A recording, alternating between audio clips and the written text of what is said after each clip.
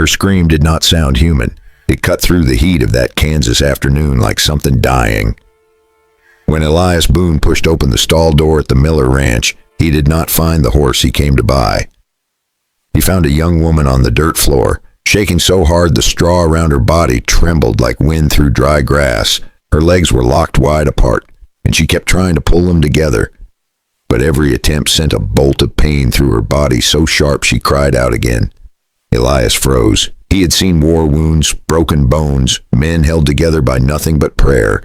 But he had never seen a woman suffering like this, alone in a quiet barn while the sun outside kept shining like nothing was wrong. She tried to raise herself on one elbow. Her voice cracked like brittle wood. She whispered, "I can't close my legs." Then she cried again, not from shame, but from a pain so deep it lived in every breath she took. Elias dropped to one knee beside her. He did not touch her yet. He did not want to frighten her. He saw bruises along the inside of her thighs, red swelling where the skin had been rubbed raw, old rope marks near her ankles, signs of someone forcing her body open long enough to tear her apart from the inside out. She tried to cover her legs with trembling hands. "Please, don't leave me here. It hurts. I can't move." Elias felt something heavy settle in his chest. This was not an accident. This was not a fall. This was cruelty. Cruelty done slowly. Cruelty done by someone who should have protected her. He set his hat on the ground and spoke gently. "Ma'am, my name is Elias. I won't hurt you.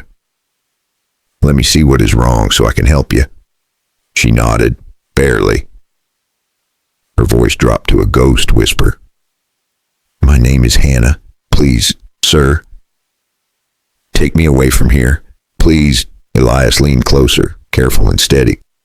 He reached down to support her leg just enough to check for bleeding.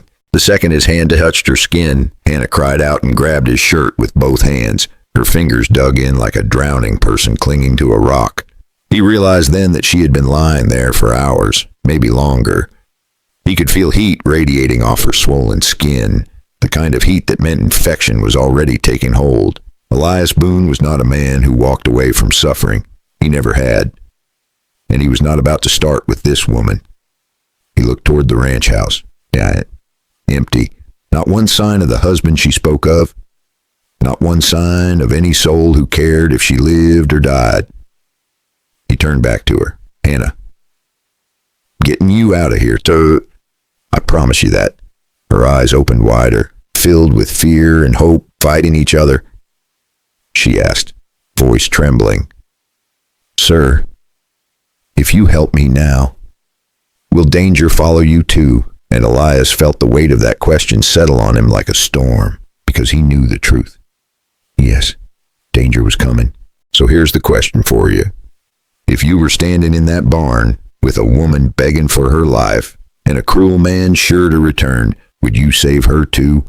Hannah clung to Elias like she was holding on to the last solid thing in the world. Her breath came in short, painful bursts, and every time she tried to pull her legs in, she hissed in agony. Elias knew she could not stay in that barn a minute longer. So he slid one arm under her shoulders, the other beneath her knees, and lifted her as gently as a man his age could manage. She gasped, not from fear, from relief. He carried her out into the hot Kansas sunlight, her head resting against his chest, her fingers still knotted in his shirt. For a second, she squinted at the wide prairie like she had forgotten what the world looked like outside that dark stall. The wind brushed her face, a warm summer wind, and that alone made her start to cry again. Soft and shaky, Elias placed her on his horse. Steadying her, she tried to sit without letting her legs touch. "Easy now. I got you." His voice was calm, the kind of voice a man earns only after a lifetime of hard years. She looked down at him. Her eyes were scared, but something else flickered there too. Something tiny, hope trying to wake up again. He mounted behind her, bracing her with both arms so she would not fall, but with every hoofbeat. Hannah breathed a little deeper. Every bump in the road made her wince, but she did not complain, not once. She leaned her head back against Elias and whispered, "You really are taking me away." He nodded. "Yes, ma'am. And we are not looking back." The ride took hours. long enough for the sun to drift west and throw gold light across the plains. Elias talked sometimes, just small things, the weather, the land, stories about horses he used to break when he was younger. Nothing heavy, nothing that made her shrink, just enough to keep her awake and maybe chase off the fear that kept trying to crawl up her spine. By the time Boone Ranch came into view, Hannah was trembling from exhaustion. The white fence lines, the red barn doors, the sound of cattle from the far pasture, all of it felt unreal to her, like she had stepped into someone else's life, a life where the air did not hurt and people spoke without shouting. Elias carried her inside his house, called for old Mrs. Harper, the housekeeper, and told her to bring warm water and clean linens. Hannah tried to apologize for being a burden. He shook his head. "No, ma'am. Not one bit." He said it so simply that she believed him. For the first time in years, she let herself rest. But as she closed her eyes, one thought clawed its way back into her mind. Her husband, Caleb. He would come looking. So here's the real question.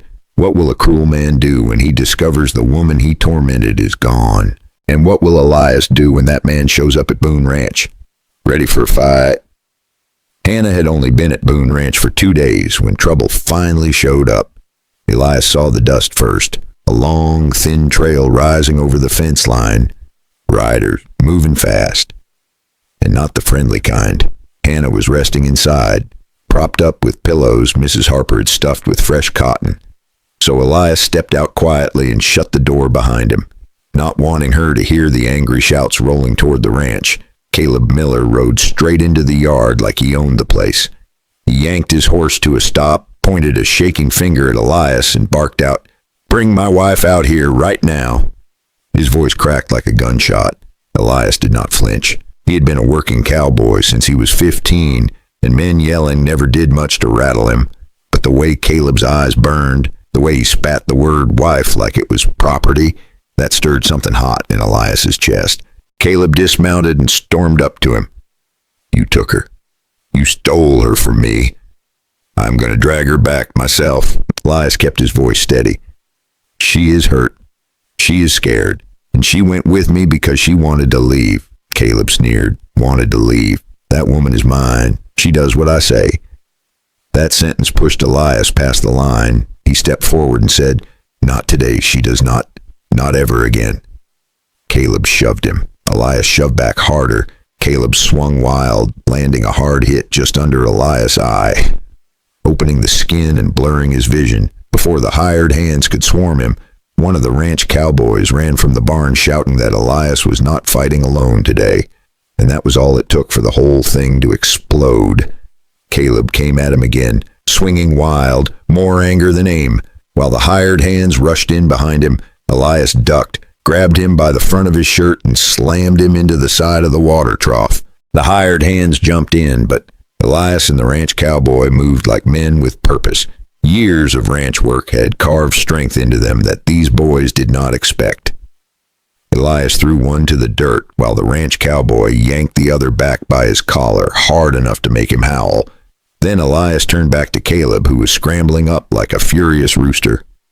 Elias grabbed him by the collar. "If you ever come near her again, you better come with a preacher and your last words ready." Caleb backed away, shaking with rage but too scared to step forward again. He spat in the dirt, mounted his horse, and rode off shouting that this was not over. Elias stood in the settling dust, a chest heaving.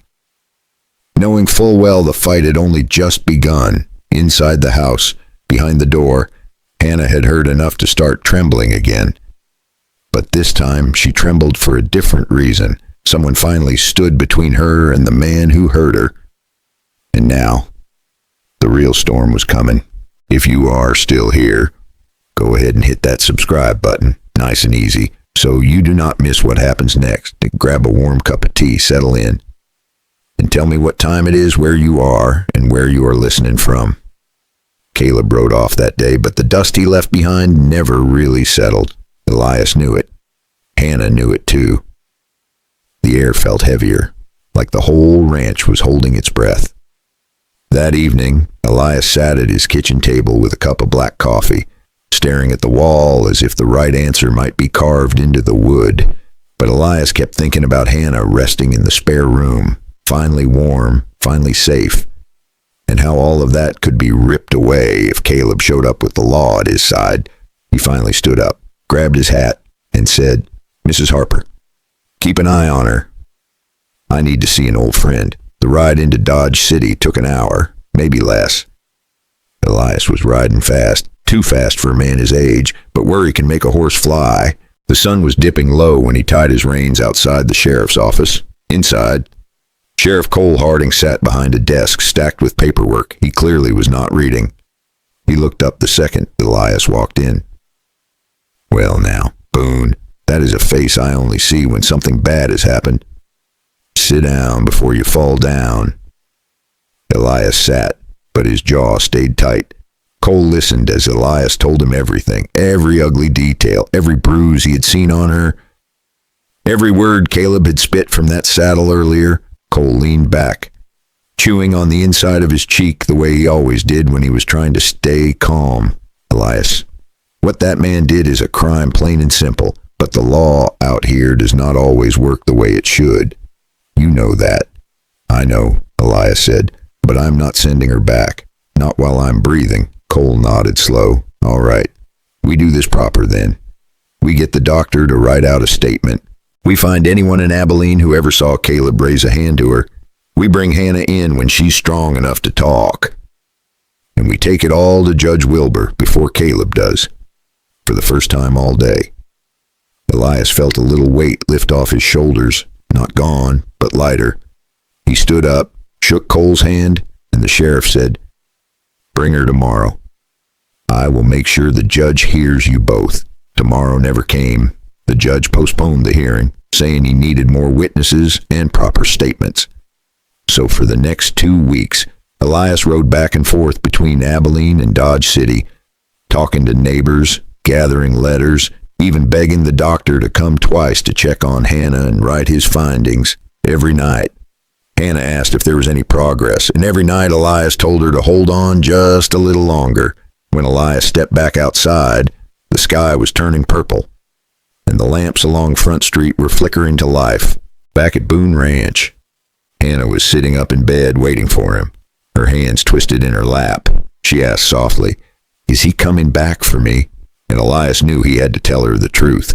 This fight was only getting started. "So here's the question for you.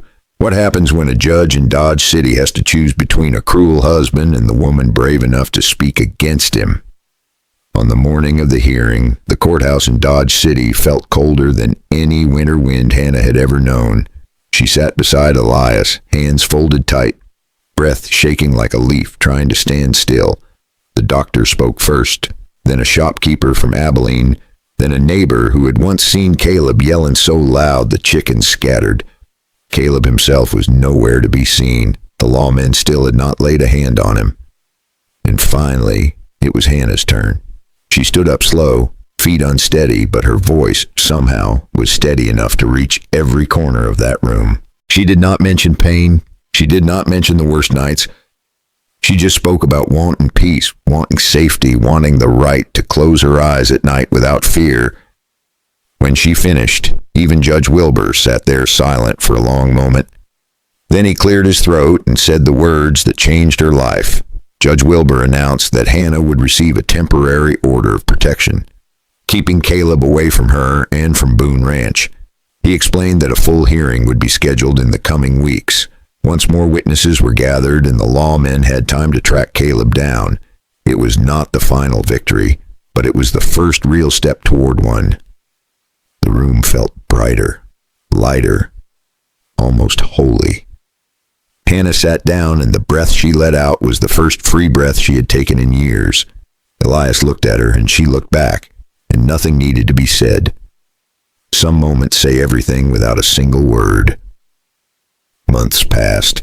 Hannah helped in the kitchen, then in the garden, then out by the horses once her strength returned. And every evening, Elias found himself watching her laugh with Mrs. Harper, or listening to her hum while she folded laundry. And he realized something gentle but sure. She was healing, and so was he. One crisp morning, Hannah woke early, pale and dizzy, and Mrs. Harper smiled the way only older women do when they already know the answer. Later that afternoon, the doctor confirmed it. Hannah was carrying a child. When she told Elias, he went still. Then he sat down hard like someone had knocked the wind out of him. She worried he was upset, but then he chuckled under his breath, wiped his eyes, and said, "Well, I will be. Look at that. Life still finds a way." For Hannah, it was more than a child. It was proof she had never been broken. It was proof that kindness grows things cruelty never could. Far away on the prairie, Caleb eventually heard the news that Hannah was expecting. He froze, stunned that she could carry a child after all. Then his face twisted, part regret, part pure anger, as he muttered that this was not the end.